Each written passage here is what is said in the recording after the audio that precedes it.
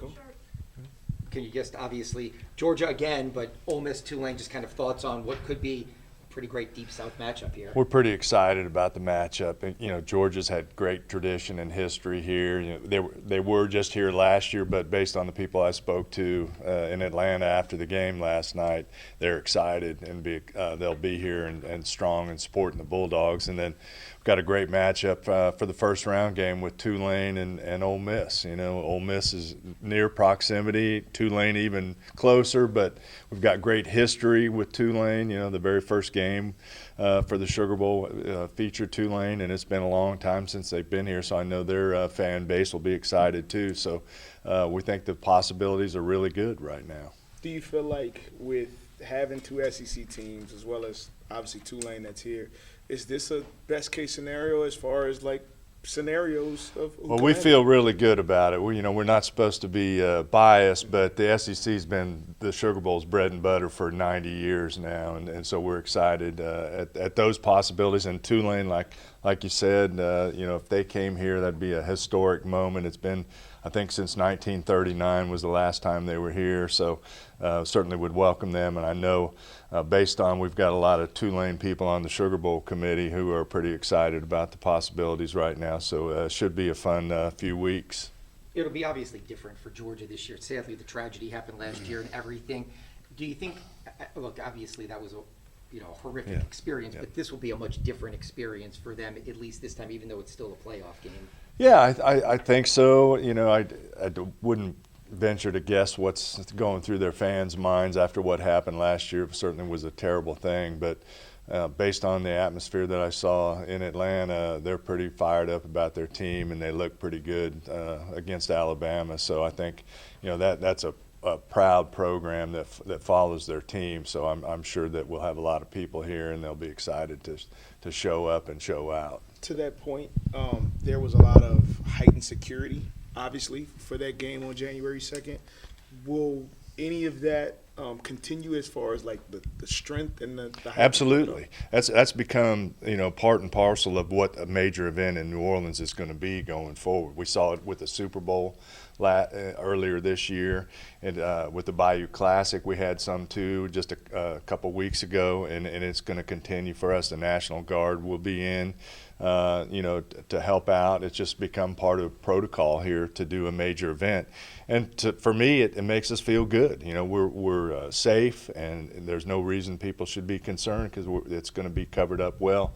I think we've even heard that Poydras Street will probably become a pedestrian mall as it did when we had the game last year. Just do everything we can to make sure that it's a safe and fun environment for our fans. I know that you all want the best matchup and what's best for the city, but historic games are also big. I mean, like you just mentioned, the last time Tulane was here was before most of us were born. I mean, I'm sure. Can you just think about how amazing that would be potentially for the city? Yeah, having Tulane in the game would just be fantastic.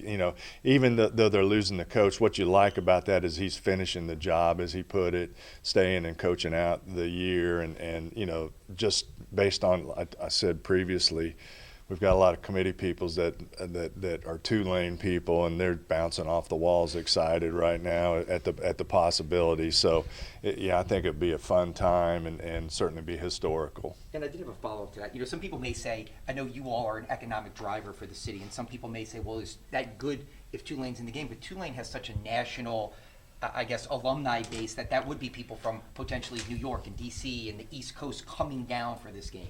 Well, I would certainly expect that. I've already heard from one of our former interns from New Jersey who's planning on coming if they make it. So we'll have people here from all over the country, no matter who is in the game, and so it'll still be a strong economic driver for this area. And I guess the flip side of that is Ole Miss has a large alumni base in New Orleans, so if it were to be the Rebels, you would have local interest in addition to the people who might travel. Absolutely. I mean, whatever happens in the first round, we're going to have a good game and a good environment in the stadium come game night. It's just there's a lot of rabid fan passion on all three environments there, and so we think it's going to turn out to be really good. Looking ahead, the 6-year extension for the playoff games, just kind of where you all stand on that.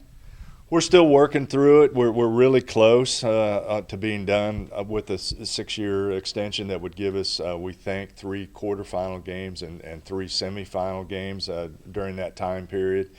Commissioners have kind of extended the deadline. We've been hurrying up and waiting for about 4 years now, so we can wait a little bit longer. But supposedly after the national championship game, some decisions will be made going forward, and we'll be able to finally sign an agreement and move on down the road for 6 years, and we're certainly excited about that. Speaking of championships, of course, high school championships take place this week.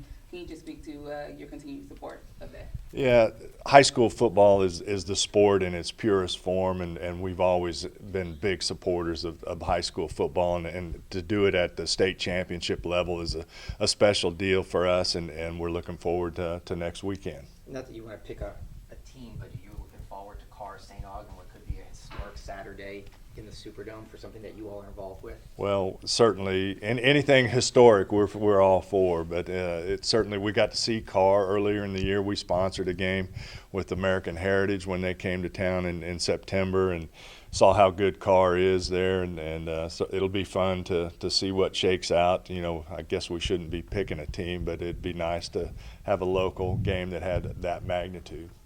From a semifinal perspective, looking down the road, in this new format, you guys have not hosted a semifinal game yet. How important is that local support going to be when those games get after New Year's, assuming the calendar kind of sticks in the format that they've been using at this point, potentially a midweek, like a Thursday or Friday night game after January 1st? Well, anybody who's heard me speak in the last couple of years has heard that the local support is going to be more important than it ever has been. Going forward, we're getting 6,000 tickets back from the schools that had previously been guaranteed by the schools starting next year. So we've got 6,000 tickets that we need to move locally, and we've kind of redefined local to mean anything within a drive market from Lake Charles to Baton Rouge to Jackson to Hattiesburg to Mobile, etc.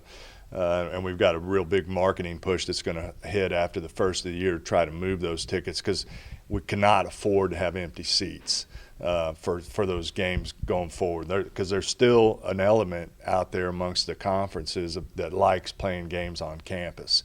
They will be full on campus. So we need to make sure that we're full and delivering the economic benefits to the conferences that participate, so that we can stay involved for a long time to come. What was the feedback from the SEC championship game yesterday, just about the strength of the league this year? And obviously it showed up today with 5 teams in the bracket. I think they're pretty proud of, and rightfully so, the SEC is of where they're at right now. They had a good year, and a lot of deserving teams, and I think with some teams that got left out, I would expect them to be pushing for expansion of the tournament going forward, because they had Vanderbilt and others that got left out, Texas, that are pretty strong football teams. So we'll see what happens. We don't have a say in that matter, but we'll be watching with great interest. Okay.